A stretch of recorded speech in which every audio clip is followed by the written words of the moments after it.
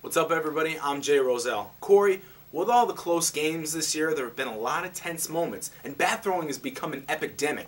WTF can we do to fix this? Hi, I'm Corey Zay, and Jay, I really think we ought to implement a rule because there's really just no need for anyone to be throwing all these bats.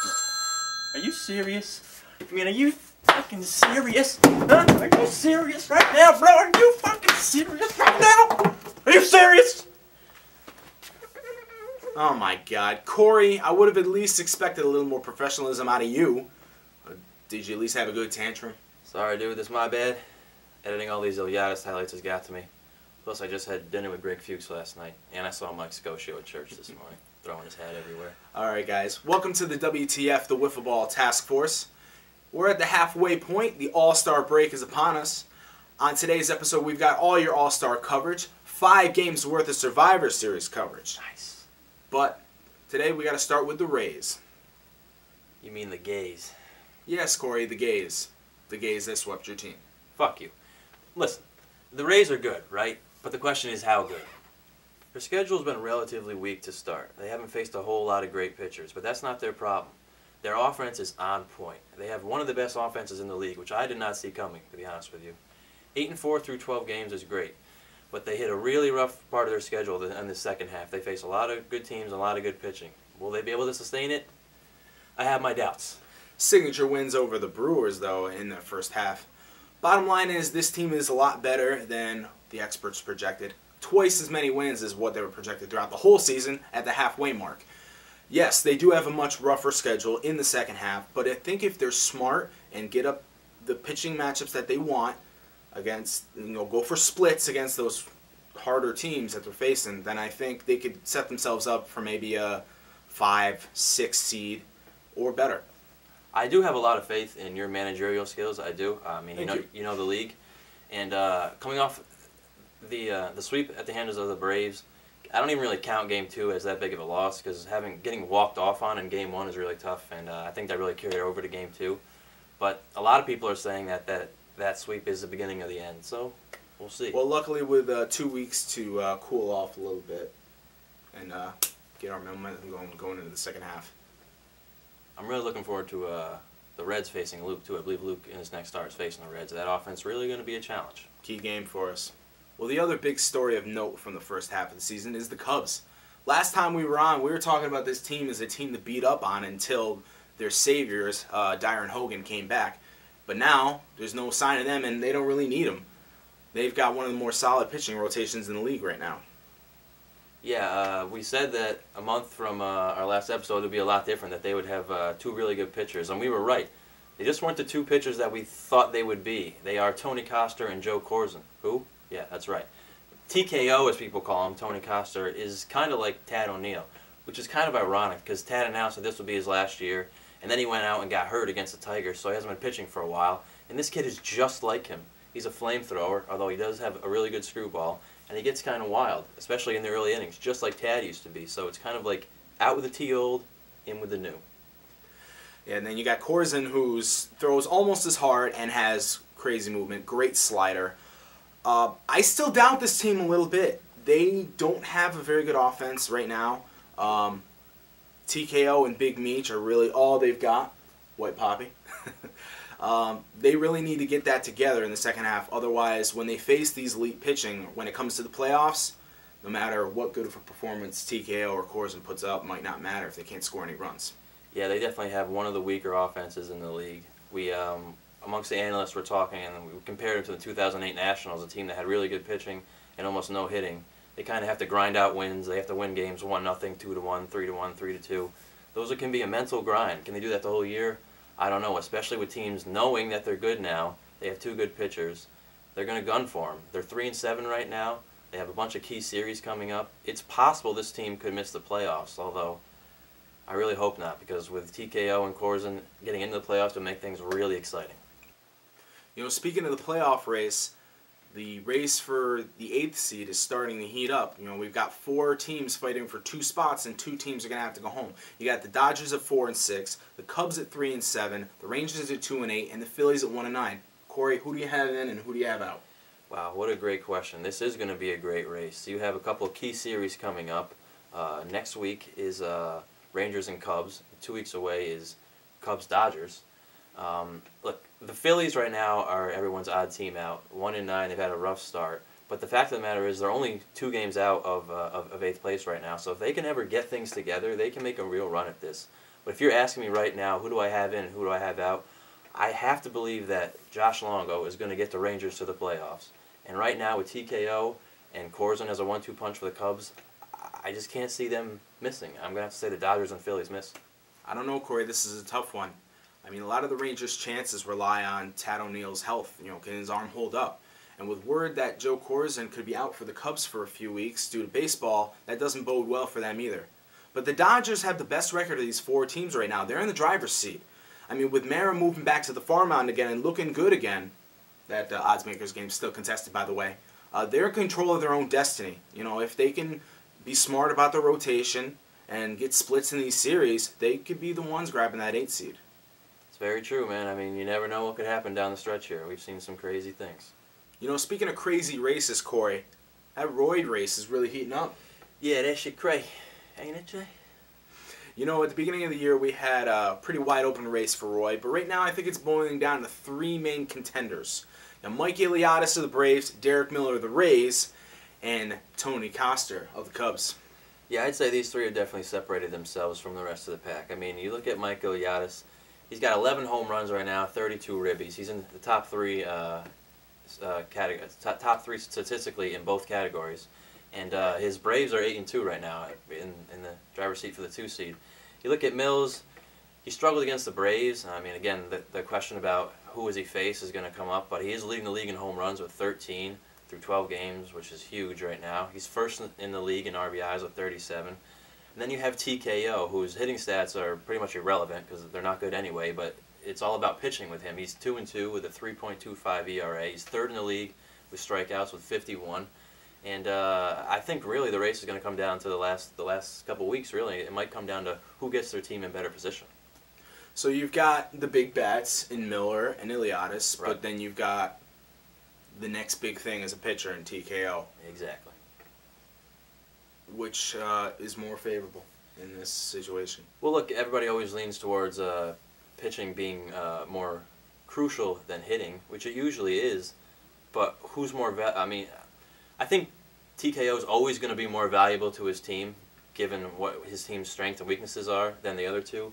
But if you're gonna, if you told me one of those guys, Eliadis or Mills, broke the home run record or puts up 70 ribbies, like how can you not reward that with a Rookie of the Year? But Eliadis is a pitcher as well. Does that give him the edge in this race just because he pitches for his team too? Well, I guess I would give him the edge over Mills. If you had to rank them right now, I would say Mills is 3rd just because he doesn't pitch. But if he puts up great offensive numbers, I think he can make up that gap. All right, so you got Mills 3rd. Who's number 1? Make a pick.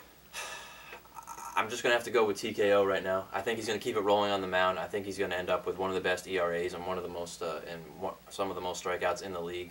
And for a rookie, that's just tremendous, especially with the farm mound being at 48 feet now. I'm going to have to say TKO wins it. I'm going to have to disagree with you. I think doing it from the plate and from the mound will put Mike Eliadis over the top. I'm giving the Roy to him as of right now, but that could change. Yeah, it's a very fluid situation. All right, Corey, well, it's that time of the year again. We're at the All-Star break, so in a few days, we've got our 2012 All-Star Game. After frequent updates all day via Twitter, we have our team selected, Team Longo versus Team Hess. How do you see this game shaping up? Well, I can't believe that time of the year is here already. I think this is going to be an interesting game. I think it's going to be very interesting to see elite pitching versus elite hitting, especially with this new mound. You look at the teams, they're pretty even. I think Hess's team has a slightly better hitting, and I would give Longo's team the edge pitching-wise, slightly. What, you mean that you're not going to see any short mounders in this All-Star game? Show some love for the short mounders. I wouldn't mind seeing a couple out there. Team Longo's got Chris and Jesse Horwedel as well as Jorge taking the mound. That's right. And Hess has got himself, BK, and Tom Tierney. I think that Team Longo does have a little bit better pitching.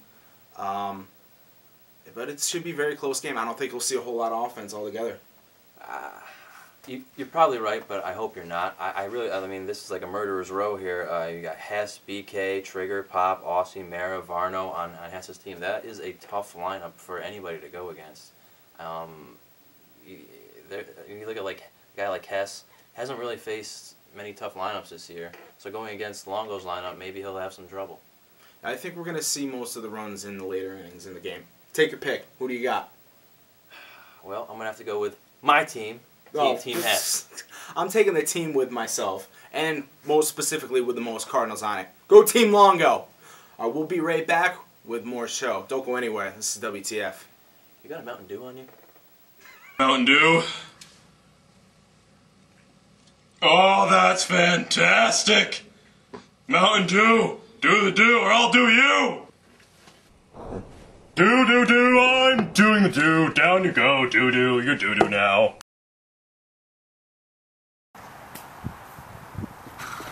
There it is, kid. Go right at it.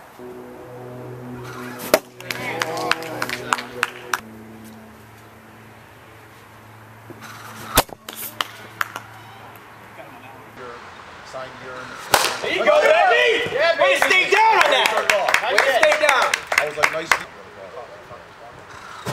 Good cut. Alex, Saturday, Rainbow Trout. Metro Town.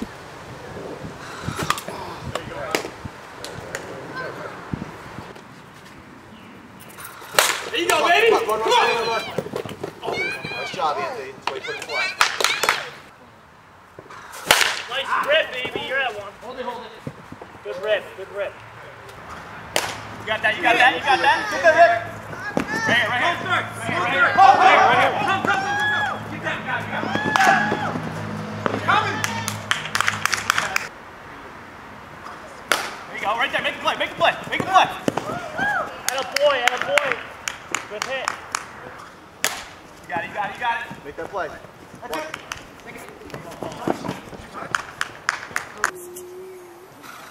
That's it. You're there. Fair ball. Nice set. Good hustle. That's it. Nice cut. Nice spot. You're on it. Hey, we need that back. Good.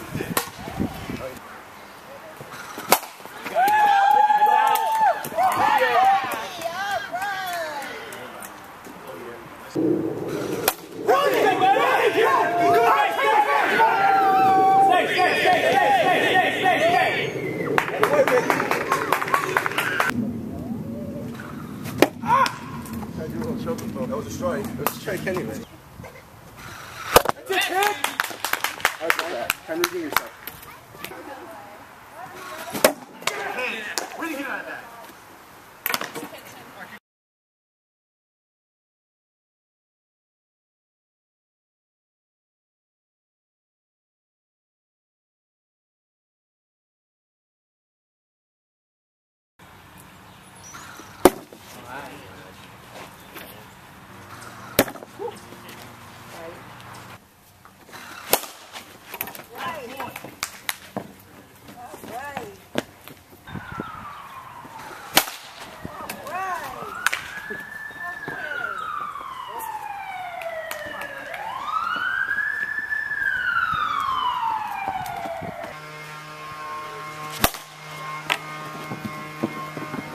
Boy.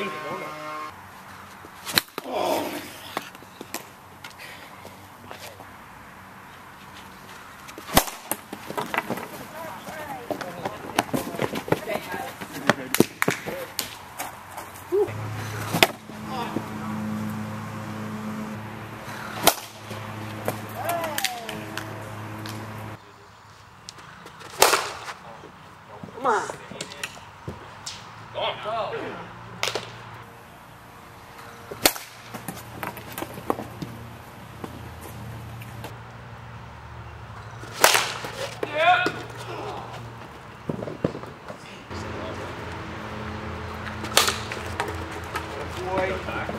Attaboy, Tyler.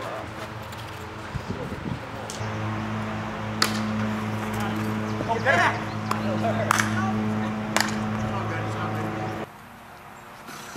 Attaboy. Shot. Attaboy.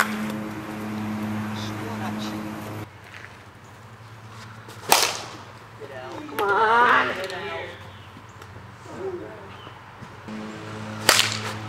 That's a hit. Good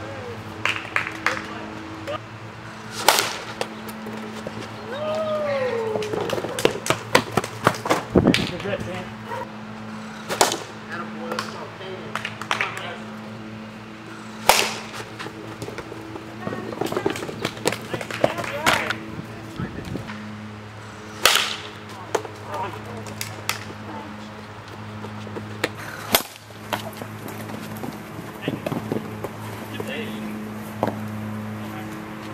Good job, all.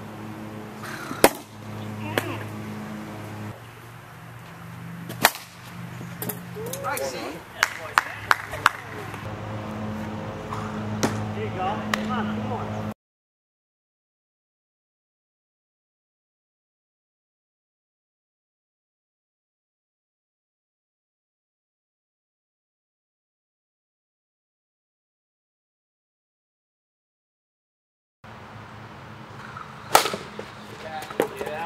Baby pass. Oh,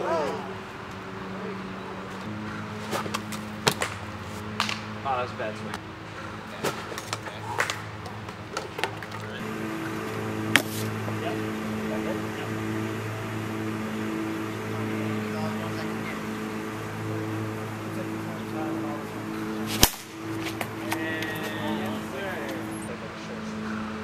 Early hit 30. That's the base knock, baby.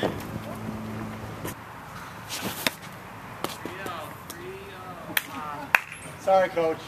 Come on, A-Rod. Sorry, coach. My chin-strapped coach.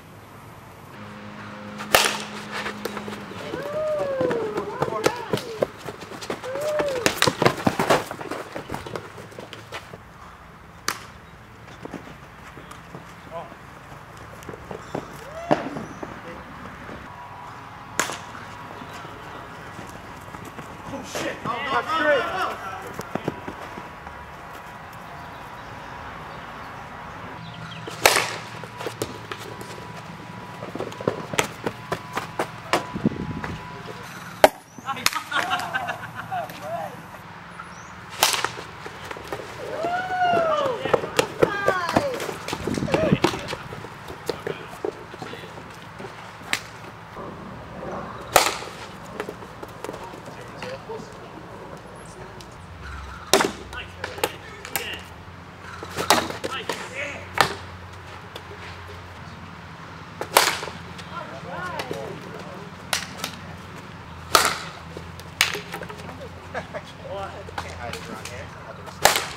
Get out, baby. Yeah. Those cups that McDonald's is giving away. Come on. You're up, you're up, you're up. You're up. Oh, yeah. Oh. Yeah.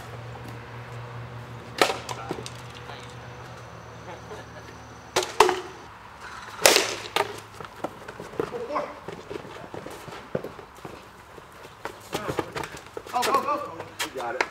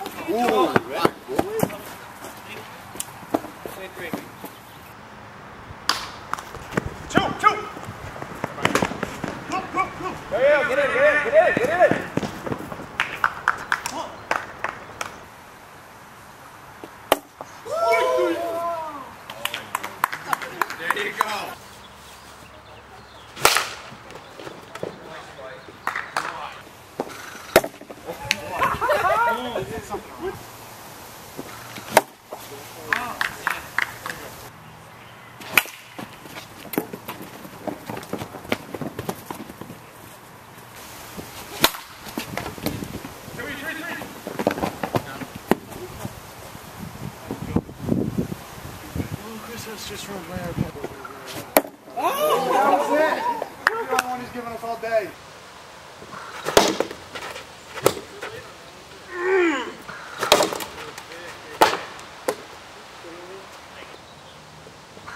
Ah, nice pitch. Oh, shit. Oh, yeah.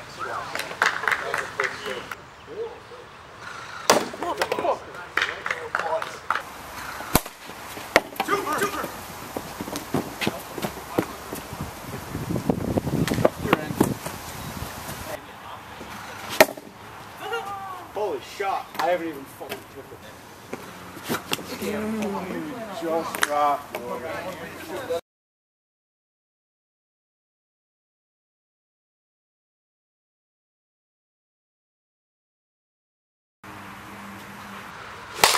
Goodbye. See ya. Woo!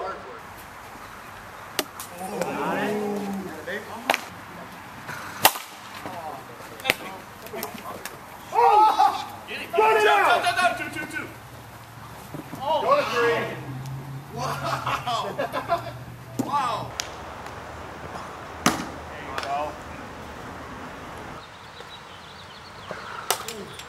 Fuck!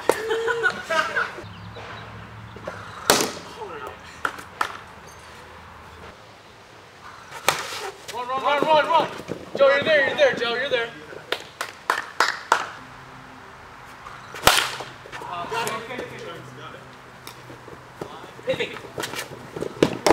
Got it. Do I gotta hit? Do I gotta? He's good.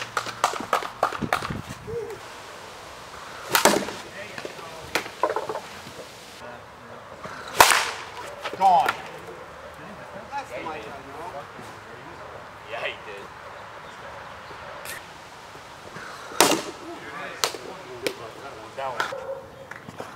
Freaking bad.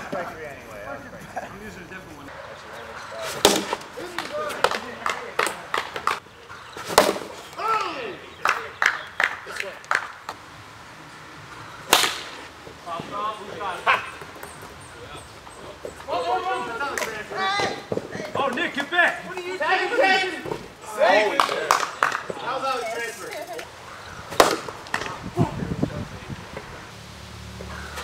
Oh, that was a fucking strike and it sucked. Fuck Wiffleball.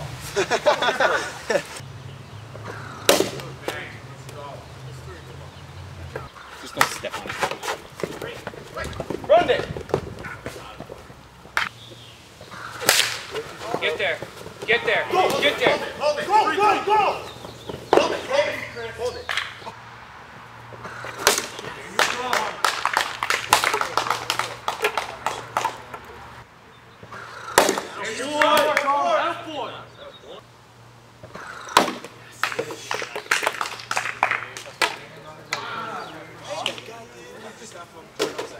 Yeah, dude.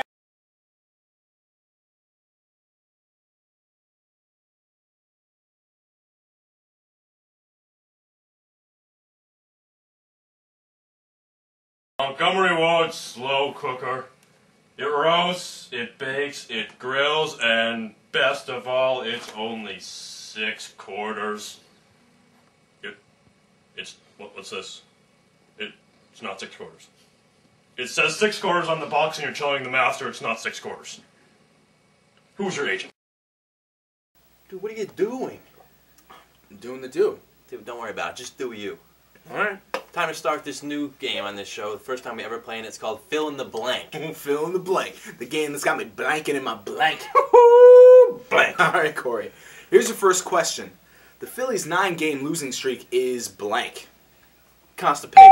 Remember I told you they were taking a crap all over the Cubs in the last episode? Well, now they're getting crapped on. Yeah, I think we jinxed them. Yeah, sorry about that. And another reason why it's constipation, because it's painful to watch. This team puts themselves in the position to make all the plays and just never makes them. There'll be like a guy coming from second to third, a grounder to the third baseman. Instead of taking it, touching him, or touching the bag, they'll throw it at him, an overthrow, a run will score. Good Christ. You know, and that's the big difference whether or not these rookie teams have success. You either make your plays or you don't. Very true, very true. Jay, my question to you is, the Brewers' 4-game win streak is blank. The Brewers' 4-game win streak is bouse. and they're doing it despite having one of the worst offenses in the league right now. Boss Kelly, BK, he's basically carrying this team with his arm right now.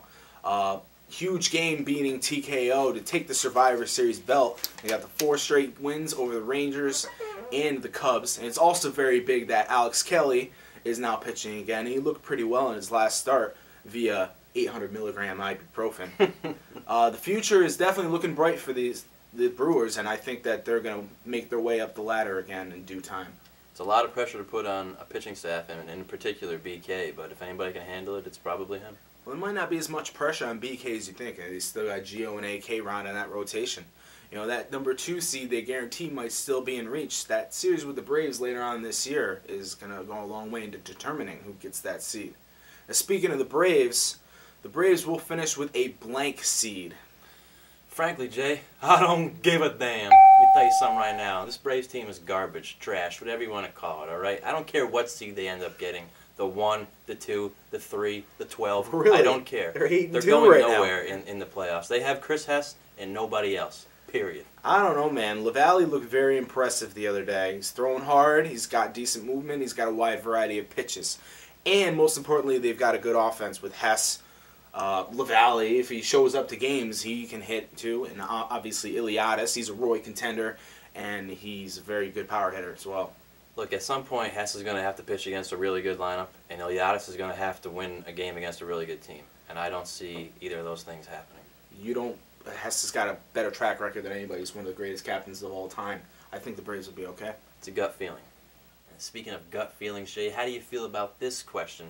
The new short mound rules are blank for the league. New short mound rules are paratastic, as in they brought some much-needed parity to the league. You know, the short mound was introduced last year, and basically everyone got roughed up whenever they pitched from short mound. But this year, you've actually seen a lot of guys cash in good performances, like Merritt, Desbians, LaPlante threw out a good game for the Rangers, and of course, my teammate Luke Phillips probably gained the most notoriety now from the short mound. Yeah, whether for good reasons or bad reasons. I think you're right. There has been more parity brought to the league, and I'm happy. A story like the Rays, you really couldn't have a couple of years ago, and for that reason alone, I think the rules have worked out. But there's been a lot of controversy. Are the short mounders getting too much advantages now? Do you think the rules need to be changed in future years? Well, yes, I do think there needs to be a rule change, but there really isn't that much controversy surrounding a lot of the short mound pitchers. There's controversy surrounding one short mound pitcher, which is your teammate Luke Phillips, who likes to live on the edge, which is okay. I'll admit that yes, he does. But Luke hasn't exactly been shut down. I mean, no, you're not expecting to go out there and see a guy throwing that hard with that much movement. But he's given up at least 5 runs in every single game out this year, and he's definitely not unhittable. I mean, he's given up quite a few home runs this year. And I don't know if it warrants a rule change because he hasn't been overpowering enough. I mean, once you see a guy going out there from the short mound and throwing a shutout, I think that's when you need to worry. I hear what you're saying, but I just don't know if the end justifies the means in this situation. I think there does need to be some changes next year, but I'm happy with how everything has progressed so far. And if you want to beat Luke Phillips, hit him. You know, speaking of hitting it, Corey, Anthony LaValle's performance against the Rays this past Thursday was blank. I'm going to go with Epicalinian. What? Yeah, that's right. It is now. This kid hits a walk-off 2-run homer against the Rays in Game 1, gets the start for Game 2, pitches 6 scoreless innings, racks up 14 Ks, and hits 5 more home runs in that game for 9 ribbies. I mean, what is this? You know that funky delivery he's got? He just kind of hops up and then just fires it right in there. He's got a good slider too. Where has this kid been the whole year? He showed up at the beginning and then was pretty much absent up until this past week.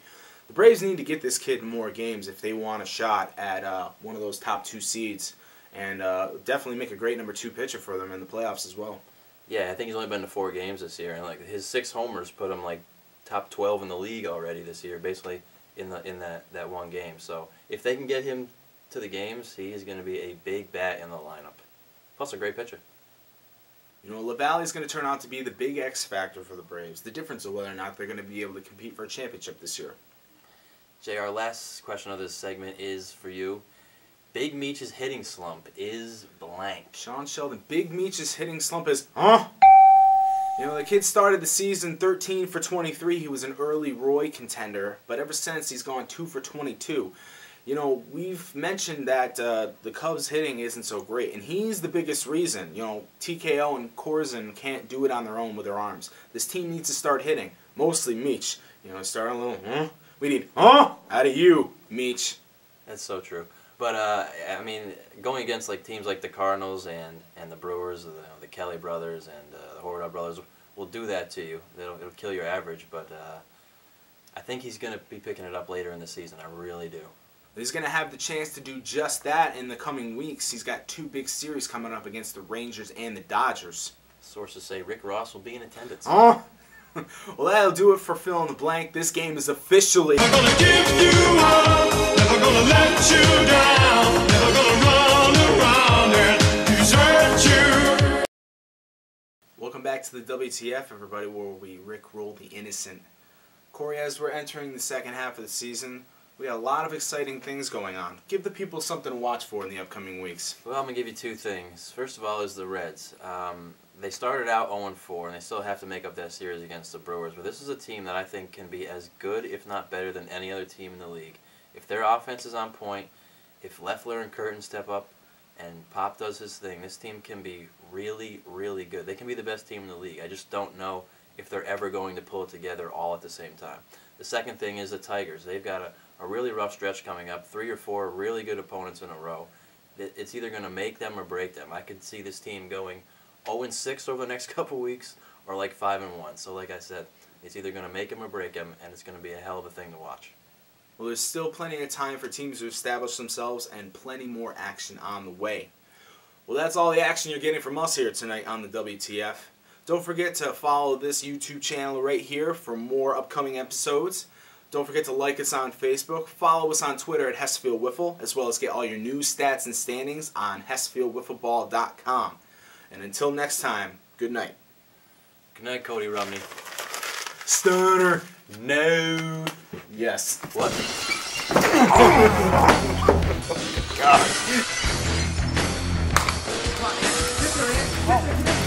Take it! Take it!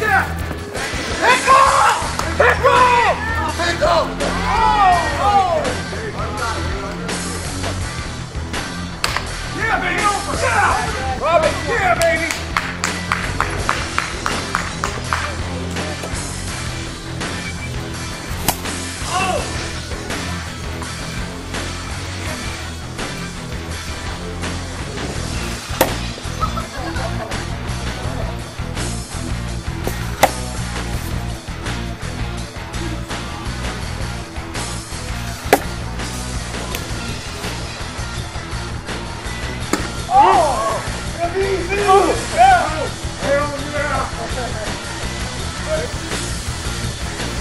Hey, Hess Wiffleball, we're coming back. Don't worry about us, all right? We got Danimal plant pitching. Rangers. Mark that, WTF. Bitches. Rangers.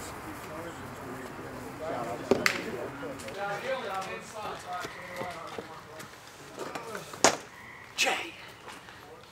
You, Brian Sella Holmes sink off, Gary Aaron, Luke Phillips, you bring all your candy asses to the SmackDown Hotel.